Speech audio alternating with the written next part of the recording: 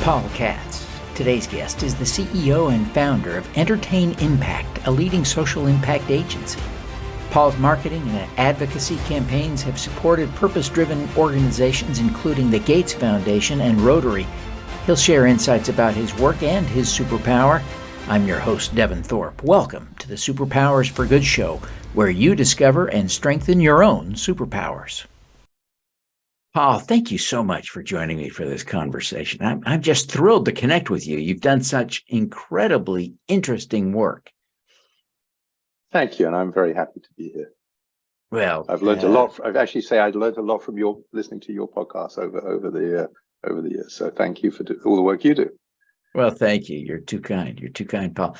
I think you and I have some shared interests, passions, and relationships, especially around Rotary International and the Gates Foundation. You and I have connected with them. And so it's fun to have you on the show to talk a little bit about that. So let's start there, if we could. Tell us a little bit about your work with the Gates Foundation and Rotary International, the kinds of things you've done, projects, roles, duties, responsibilities. Help us understand what you've done there. Yeah, and I'd be very happy to. Both organizations that I admire, respect, and we've worked with well.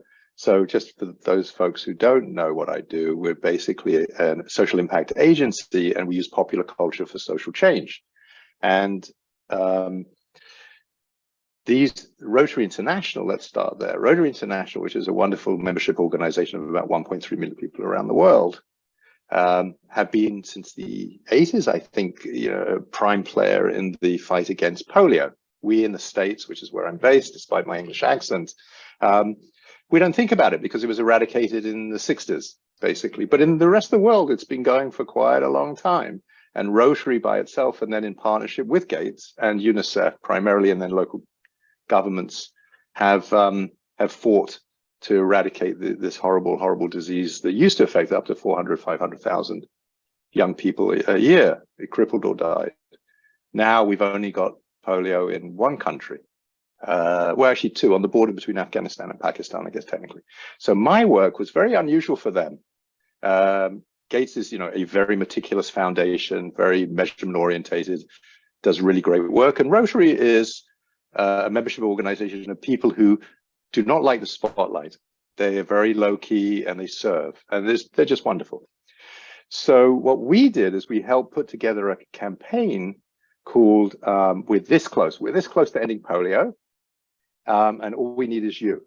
Well, to get that message out as part of their overall End Polio Now campaign, and they were getting very, very close to eradicating it in several major continents, we engaged what I'm going to call them public figures. A lot of people call them influencers, and I'll use that term.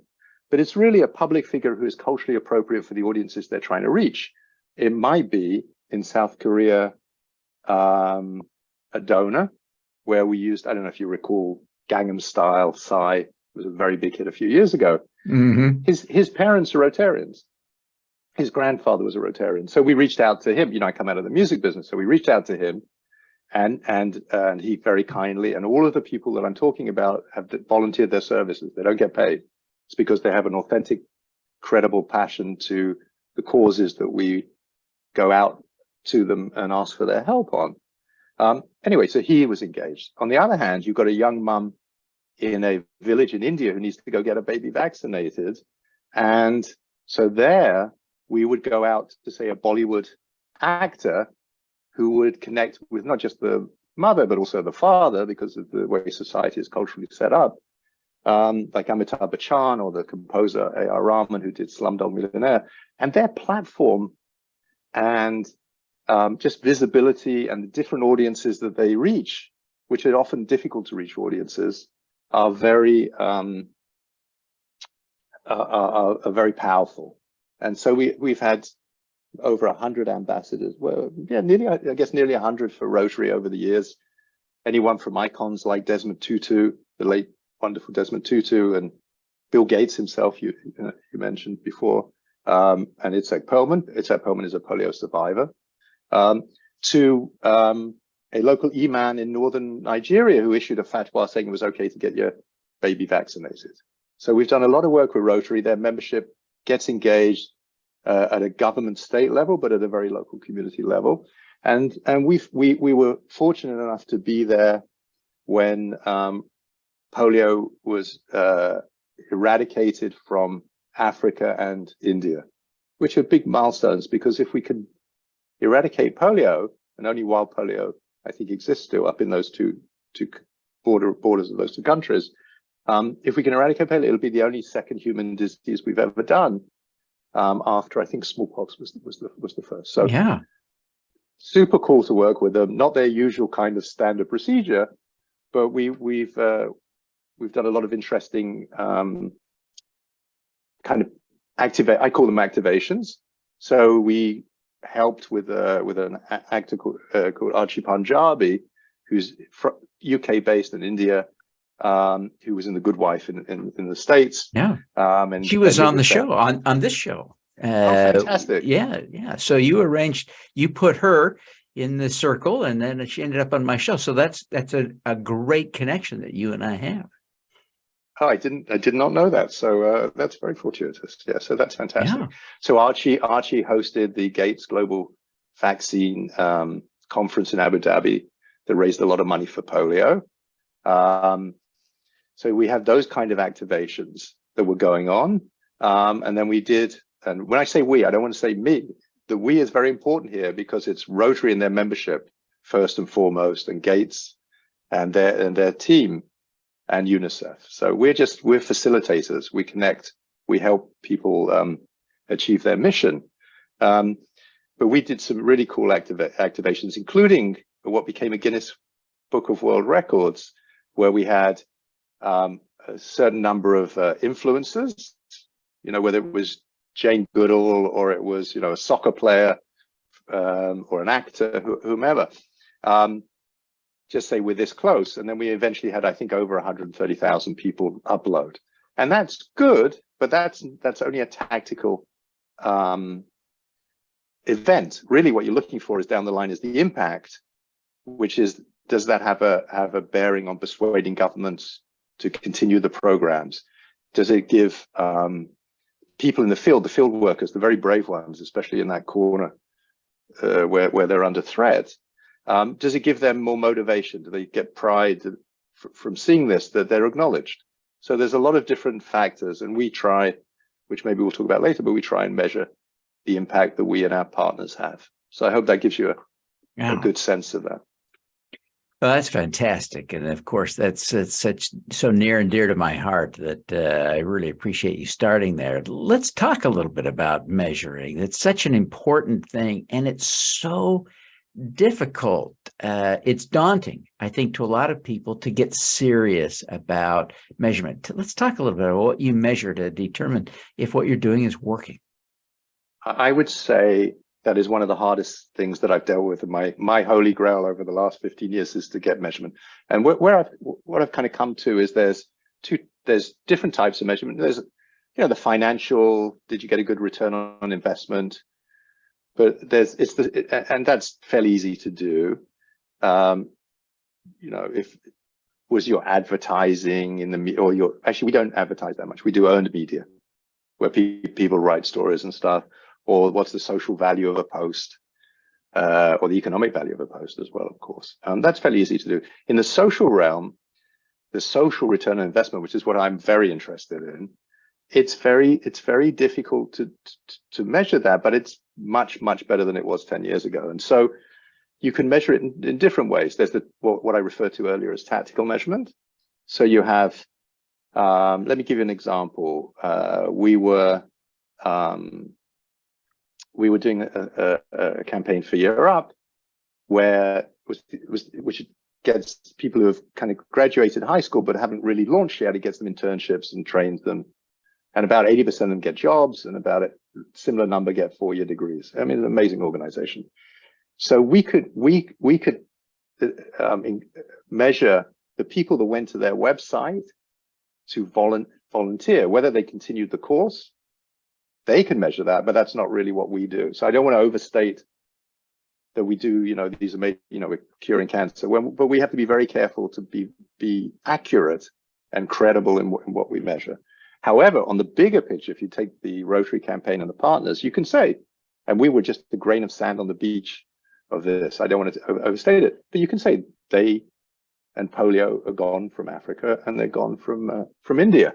So that's the really big impacts that we're a very small part of, that we try and help. But we have an advisor, Katie Payne, who's a senior person who's got 40 years of experience, who helps us, and we have someone internally who does measurement as well, Holly McDonald. So it's really important. It's why we're here, to do the most good for the maximum amount of people. That's what we exist for. Yeah, it's vitally important, and I'm so glad that you are doing the work you're doing and that you take it seriously enough to seek those measurements. That's impressive, and you are an impressive, accomplished guy. As you think about your career, your life, your success, what do you see as your superpower? Well, thank you for answering. I thought a little bit about this because I've obviously heard the podcast before. And so I'm going to go with the analogy, and I'm going to say X-ray vision. And by that, I mean the fact that I can see patterns and networks of people and organizations and see how maybe you can connect them. And that out of that connection will come something that's good for them, the people they serve, and society potentially as well. So let me give you a couple of examples, if I could, yeah. So one of those examples would be actually very recently. I was chatting to these two organizations. So this is now, when is this? 2000 and maybe 2000 something, early 2000s. I was involved through a friend of mine, Tom Chapin, with an organization called Why Hunger, which was founded by his brother Harry Chapin, who was a singer who died way too young. And this wonderful organization deals with food insecurity, and under its new leadership has become much more a social justice organization. And so I've been involved with them over the years. At the same time, we work very closely with 6degrees.org, which is an organization that Kevin Bacon founded based upon the game, and has done wonderful things under the leadership of Stacey Houston. So Kevin was hosting a TV show that came out, actually co-hosting with Eve, to be precise, a TV show that came out in 2021, I think it was. Maybe 2020, maybe, but I don't know. One of those 2 years. Anyway, so they were looking for a partner, a philanthropic partner, and because I knew both of them, I introduced them. And so 6 Degrees was kind of the executive producer of the show on CBS. Kevin and Eve were the host. And Why Hunger was one of the two partners. The other one, which is also an amazing organization called the NAACP Legal Defense Fund, which is going to be busy, I suspect, over the next week or two, with the elections coming up. But basically, they both were the partners, and that raised about $7 million for the organization, which has a big impact on what the work that they can do. And the reason it's so top of mind was I presented an award to 6 Degrees on behalf of Why Hunger on Tuesday of this week, and that was very nice to see them acknowledged by their peers. So I think that's maybe one example of the connectedness. And could I give another one? Sure, please. Yes, the other one is because I come out of music and I'm still involved in music, and some of that goes into the film business with, especially with Participant Media, which is the company founded by Jeff Skoll that does documentaries like the Obama one, or Malala, or RBG, and also Green Book and Spotlight, movies that are entertaining but have substance, which is what we do. We always try and wrap our stuff up in entertaining packages, so it gets on people's radar, but it has some seriousness in there. So because of my film music work, I know the guys at Pixar, some of the guys, the marketing guy, and we put together a thing for the Grammys called the Grammy Music Education Coalition, which was basically a coalition of different organizations in the teaching music world, about 70 people, 70 organizations, I should say. And we were all concerned with the lack of music in public schools, especially for what we now call BIPOC folk. I could go on a lot, but I know we have a short podcast, but suffice to say, music has a social, emotional benefits and intellectual benefits that we all know about, in addition to academic ones.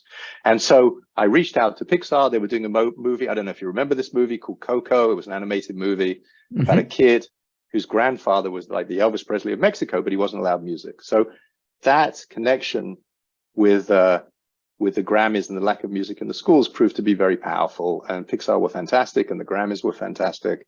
And we had 200,000 or 300,000 kids involved in the program, and donations and music platforms that were utilized and broadened. And I think it made some impact, especially in I know Nashville, for example, Chicago, Philadelphia, and parts of California. So this connecting people who've got amazing talent. In a way, it's in music, you do talent spotting. You know, you look for the next artist that's going to express themselves musically in a wonderful way. And in a way, that's what I'm kind of doing in my philanthropic and social justice work. So that's the idea. Yeah. Yeah. Well, that's brilliant. And I appreciate you sharing a couple of examples to illustrate that X-ray vision superpower. Right. As you have gone through your career, I'm sure at times you've had opportunities to coach people on developing that skill, to be able to see what you see. How do you coach them? How do you encourage people to develop that skill? I realize at some level it may feel natural to you, but you've had to think about how could you develop this skill? Because not everyone, comes to it as quickly as you did. What are the coachings? What are the tips? Yes. Well, I would say a couple of things. Well, first of all, on a personal level, I need to learn to listen and make sure that I'm empathetic and other people's experiences I take into account. I think that's one of the first things. Secondly, I'm involved with an organization called Made in Memphis Entertainment, Black-owned, Black-run business, music business, and its social mission is to engage people who have got super talent, super character, just not the networks. And mentorship is a big part of what we do. So I think that's important that you're systemized about it. You think about it and you implement some proper structures around it. And the third thing is I have a book coming out in February 2013. 2013 is my lucky number. Maybe that's what I should. February the 13th, 2023, which is called Good Influence, How to Engage Influencers for Purpose and Profit. And so what I'm trying to do there is inform people and give them confidence of organizations of whatever size, anywhere in the world, that they can do this. And so that's trying to do it on a larger scale than just a one-on-one or within one organization. So you've got individual, organizational, and then hopefully a much broader perspective. And I'm looking forward to engaging in conversations with people that are interested in the book about what I call the influencer effect, which is the power of influence to affect people if they're credible and authentic. And also there's a thing called the DREAM method, which shows you exactly how to do it with lots of engaging stories and case studies and things like that. So I hope people will enjoy the book and have fun, serious subject, entertaining package again. Oh, that's fantastic. Great guidance on that. I really am grateful, Paul, that you would take the time to do this. And I hope that this serves as a beginning of some opportunities for us to collaborate as you have a lot of influencers working on a lot of projects. I've got a place for them to come and visit and share their stories. So I hope we'll be able to do that for you. But Paul, before we wrap up, would you take a minute and just tell everyone how they can learn more about you, how they can connect with you, your firm, so that no one leaves wondering, boy, I wish I could get in touch with Paul, and I don't know how. Right, sure, of course. So the name of my company is eradicating.com. That's the website where you can get to. I am Paul at eradicating.com. And then, LinkedIn is also a good way of getting to me, where I'm Paul Katz, New York. And then on Twitter, Paul Katz, NYC. They're probably good ways of getting through to me. DM Twitter, of course, who knows what's going on at the moment there, but yeah. but LinkedIn is always a very good way of getting to me. Yeah. Fantastic. So, yes, and coming back, I'd be happy to, the power of influence is a big thing for me in popular culture. You, of course, are one of the forerunners of this whole area, so I'd be very happy to chit chat to you about it. Well, thank you very, very much. I look forward to that, Paul. Well, thank you so much for being with us today. We wish you continued success. You've been so successful. I feel it's a cheap throwaway line to wish you success because you're just having it, but certainly we want to see you continuing to have the kind of impact, measured impact, but dramatic impact that you've been having. We want to see more of that. So good luck to that. Thank you very much. On my behalf, my team, and all the people that we work with who really do the work. So it's fantastic. All righty. Let's do some good. Thank you. Thank you for tuning in to the Superpowers for Good show. Twice each week, we host changemakers who share their impact, insights, and superpowers. Don't miss another episode. Subscribe today at superpowersforgood.com. That's superpowers, 4, good.com. Be super empowered. Get your copy of the book, Superpowers for Good, as an ebook, audiobook, paperback, or hardcover edition via your favorite online retailer. Interested in having me speak to your company, organization, or association? Visit devinthorpe.com. Then let's talk. Now, keep using your superpowers for good. Together, we can reverse climate change, improve global health, and eradicate poverty.